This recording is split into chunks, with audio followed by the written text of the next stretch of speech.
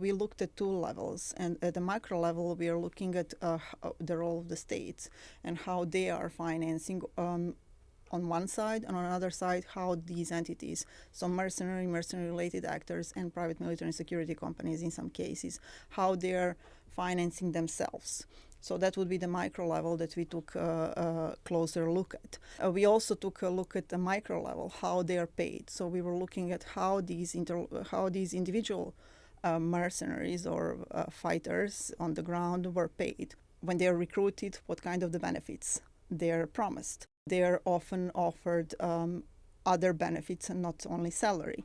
So those would be offer of citizenship, prison sentence reduction, and so on. So we wanted to highlight also this dimension of how these change in the last few years.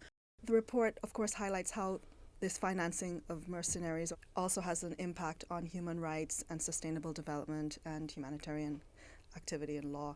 Can you explain about that? Like what is the link or the impact? We got a report on one case where there was a chemical used in the water source that local communities were using, and there were a lot of people who died, and livestock was affected, and they needed to move away from their own original land. So there are the ways that are directly and indirectly affecting the local populations when we are talking about the financing of the mercenarism. What can the international community do? Like, what would the working group hope that countries would do? Of course, having better due diligences in traditional banking system, but also alternative banking system. It would be beneficial for whole system if the states would renounce using these actors, but if you're not getting there, then the countries that are not using them, they could denounce the others that are.